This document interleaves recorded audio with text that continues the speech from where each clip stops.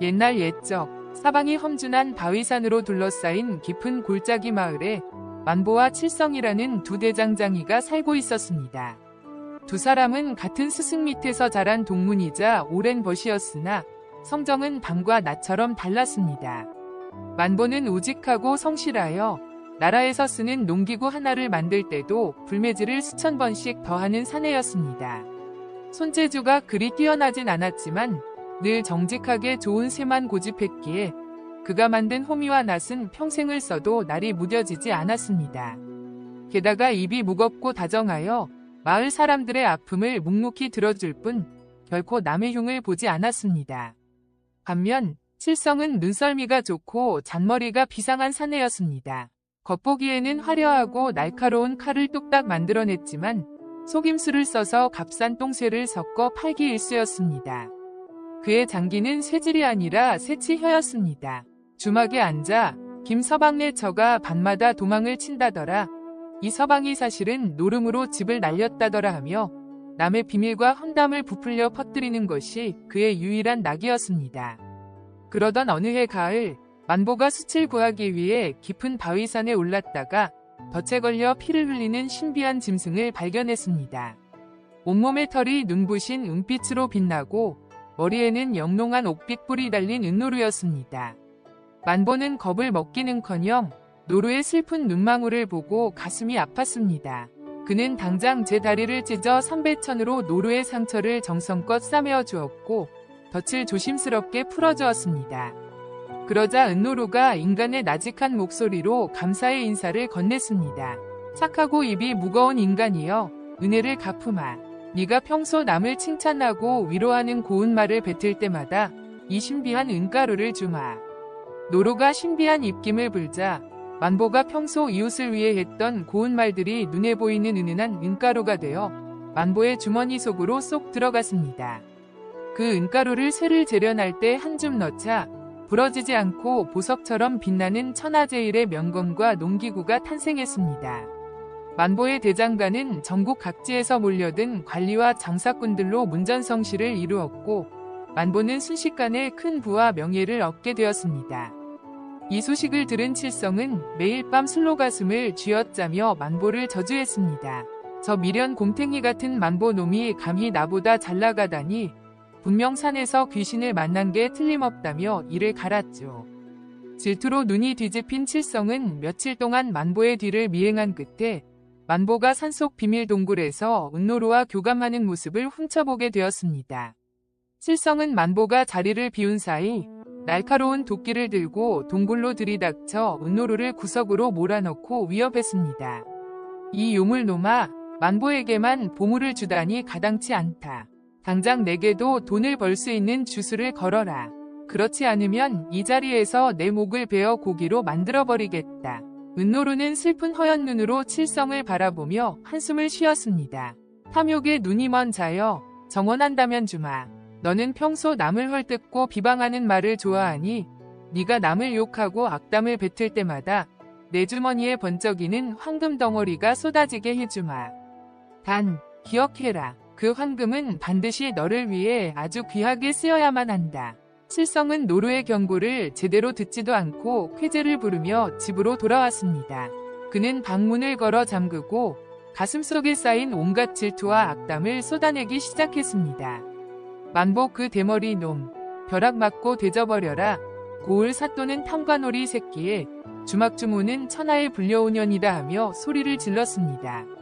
칠성이 입을 열어 독한 욕설과 남의 치부를 들추어낼 때마다 거짓말처럼 그의 바지 주머니와 방바닥으로 묵직하고 눈부신 황금 덩어리들이 똑똑 떨어졌습니다.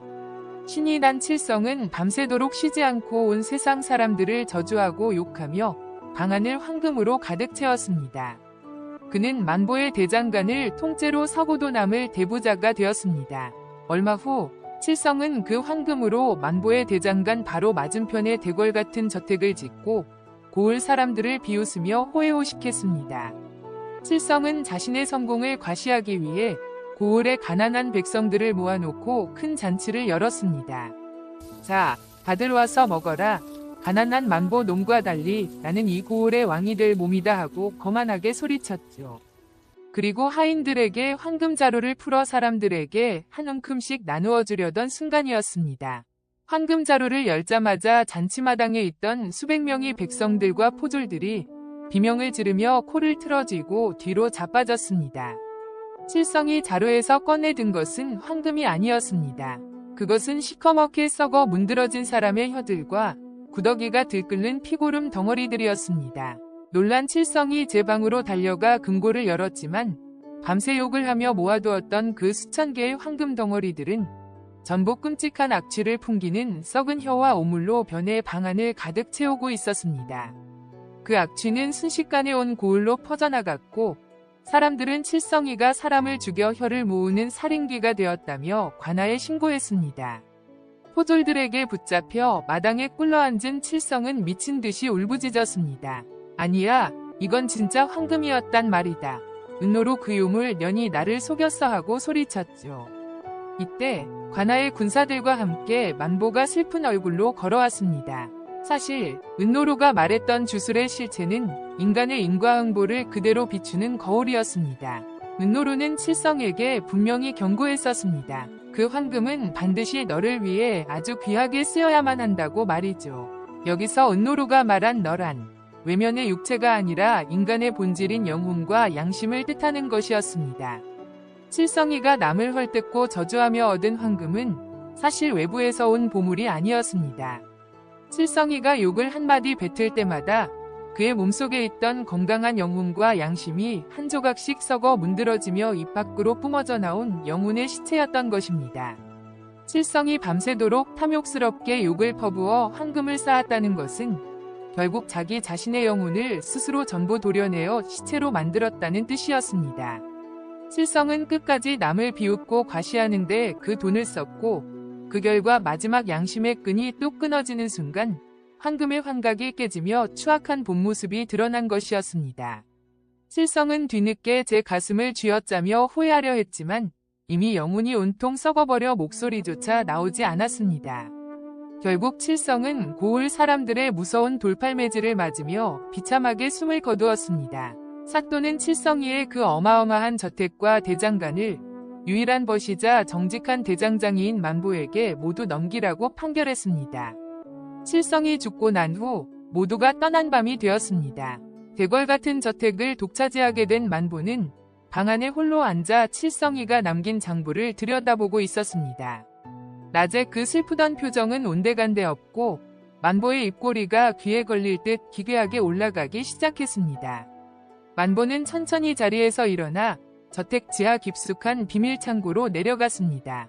그곳에는 놀랍게도 낮에 분명히 죽은 줄 알았던 은노루가 멀쩡하게 살아 움직이며 만보를 기다리고 있었습니다. 은노루는 만보를 보더니 사람의 목소리로 비열하게 낄낄거리며 말했습니다. 주인님, 계획대로 입 가벼운 칠성이가 스스로 자기 영혼을 다 갉아먹고 죽었습니다. 이제 고을에서 가장 큰 대장간과 저택은 전부 주인님의 것입니다. 진실은 이랬습니다. 은노루는 영물이 아니라 인간의 영혼을 사냥해 먹고 사는 끔찍한 시콩기였습니다.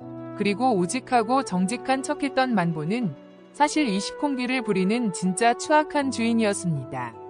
만보는 평소 입이 가볍고 질투심이 많은 칠성이가 언젠가 제 발로 파멸할 것을 정확히 알고 있었습니다. 그래서 일부러 산속에서 은노루와 연극을 꾸며 칠성이를 유인했던 것입니다. 만보는 살아있는 은노루의 목덜미를 부드러운 손길로 쓰다듬으며 낮고 서늘한 목소리로 중얼거렸습니다. 수고했다, 내 새끼야. 칠성이 그 멍청한 놈은 죽을 때까지 지 입 때문에 천벌을 받은 줄 알겠지. 속는 놈이 바보인 것을 참으로 가엾은 인생이구나. 만보가 은노루와 함께 호탕하게 웃으려던 바로 그 순간이었습니다. 창고의 두꺼운 철문이 쾅 소리를 내며 박살이 났습니다. 그리고 횃불을 든 수십 명의 포졸들과 고을 사또가 창고 안으로 들이닥쳤습니다. 사또의 얼굴에는 잔인하고 탐욕스러운 미소가 가득 차 있었습니다.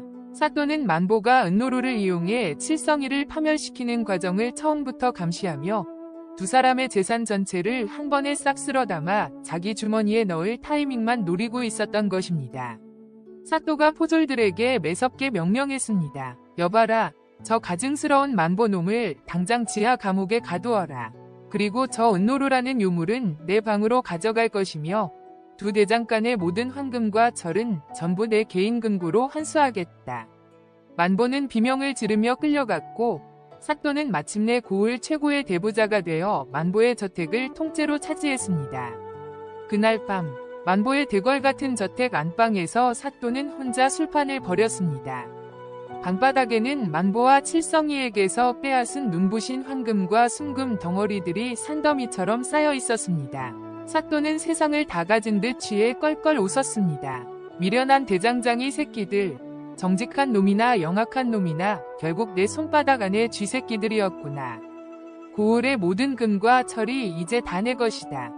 으하하하. 사또가 탐욕스럽게 웃으며 방 한 구석에 묶여있던 은노루를 걷어찼습니다.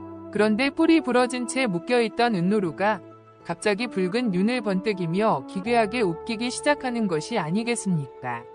은노루의 입에서 낮고 소름 끼치는 목소리가 흘러나왔습니다. 사또 대감, 참으로 대단하십니다. 고을 백성들을 쥐어짜고 두 대장장이를 사지로 몰아넣어 이 모든 황금을 독차지하셨군요. 과연 이 고을에서 가장 크고 위대한 탐욕을 가진 괴물답습니다. 사또는 주흥이 깨져 소리쳤습니다. 이 요물년이 어디서 감히 주둥이를 놀리느냐. 당장 내 놈의 가죽을 벗겨 내 침상에 깔아버릴 것이다. 하지만 은노루는 두꺼운 밧줄을 거짓말처럼 툭툭 끊어내며 천천히 자리에서 일어났습니다. 그리고 사또를 향해 나직하게 속삭였습니다. 사또 대감, 만보가 나를 부리는 주인인 줄 아셨습니까? 틀렸습니다. 만보는 그저 내게 영혼을 신선하게 배달해주던 사냥개에 불과했습니다. 그리고 그 만보보다 훨씬 더 크고 썩어 문드러진 탐욕을 가진 진짜 최고의 먹잇감은 바로 사또 대감, 당신이었습니다. 그 순간 방바닥에 산더미처럼 쌓여있던 눈부신 황금 덩어리들이 순식간에 검붉은 핏물과 썩은 고기 더미로 변하며 사또의 발목을 덮쳤습니다. 사또는 소스라치게 놀라 비명을 지르며 뒤로 물러서려 했지만 이미 사또의 온몸은 시커먼 사슬 같은 기운에 묶여 움직일 수 없었습니다. 사실 은노루의 주술은 누구에게나 공평하게 작동하는 끔찍한 저주였습니다. 은노루는 만보를 이용해 고을의 불을 한 곳으로 모으게 만들었고 가장 탐욕스럽고 잔인한 권력자인 사또가 그 불을 최종적으로 집어삼키는 순간만을 기다렸던 것입니다. 사또가 백성들의 고열을 짜내고 두 친구의 재산을 빼앗으며 품었던 그 사악한 마음은 이미 은노루에게 가장 맛좋은 영혼의 만찬이 되어 있었습니다. 사또의 눈앞에 보였던 황금 대궐은 사실 자신의 탐욕이 만들어낸 거대한 환각의 덫이었습니다. 아니야, 내 황금은 어디 가고 왜 이런 오물들이 내 몸을 감싸느냐. 여봐라, 포졸들아, 당장 와서 이 요물을 죽여라. 사또가 목이 터져라 비명을 질렀지만 문 밖의 포졸들에게는 오직 사또가 혼자 술에 취해 미친 듯이 웃고 떠드는 소리만 들릴 뿐이었습니다.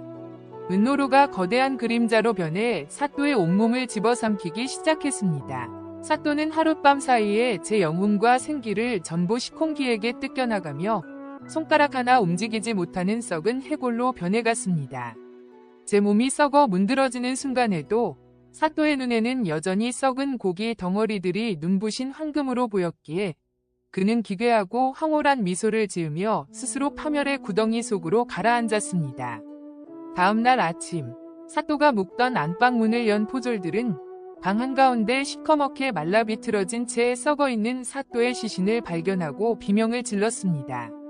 사또의 주변에는 황금 대신 해골과 시커먼 오물만 가득했고 은노루는 흔적도 없이 사라진 뒤였습니다.